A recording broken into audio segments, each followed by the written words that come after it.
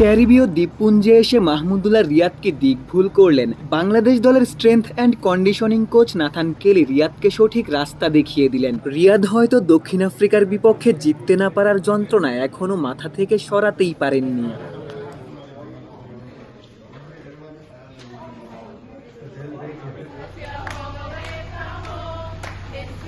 বাংলাদেশ দল এখন Saint ভিনসেন্টে group পর্বের বাকি 2 ম্যাচ খেলার জন্য ক্যারিবীয় দ্বীপপুঞ্জে আগমন। ক্যারিবীয়রা টাইগারদের স্বাগত জানিয়েছে নিজস্ব ঐতিহ্যে, নেচে গেয়ে।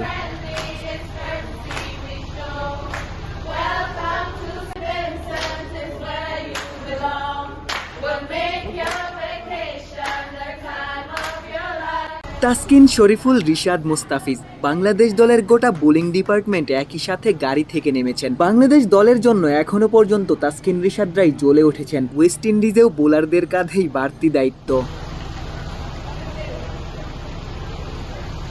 তাওহিদ হৃদয়ের যেন একটু বেশিই তারা। 2টি ম্যাচেই দুর্দান্ত ব্যাটিং করেছেন, তবে দক্ষিণ আফ্রিকার বিপক্ষে ম্যাচ শেষ করতে না পারার আক্ষেপে পড়েছেন। তানভীর, শেখ মেহেদীদের কেউই এখনো পর্যন্ত সুযোগ পাননি, তবে ওয়েস্ট ইন্ডিজের স্পিনিং কন্ডিশনে যে কেউই সুযোগ পেতে পারেন। একাদশের জায়গা পেলে সুযোগটা কাজে লাগাতে চাইবেন।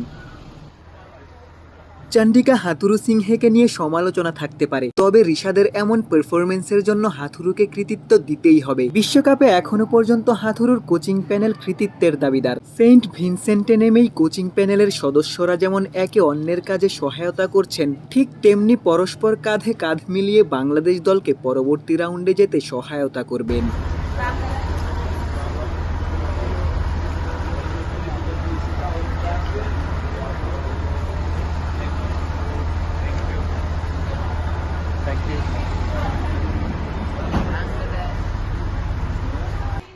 সব ক্রিকেটারের ভিড়ে লিটন শান্ত সাকিবকেই হয়তো আপনার চোখ খুঁজে বেরিয়েছে। লিটন ফ্রেমেই ছিলেন, ঠিক যেমন প্রথম ম্যাচটাতে বাংলাদেশ দলের জয়ে অবদান রেখেছিলেন। তবে সাকিব, শান্তরা এই ওয়েস্ট ইন্ডিজেই জ্বলে উঠতে চাইবেন, ব্যাট হাতে সকল সমালোচনার জবাব দিতে চাইবেন, নেদারল্যান্ডস এবং নেপালের বিপক্ষে রান করে আত্মবিশ্বাসটাও বাড়িয়ে নিতে চাইবেন।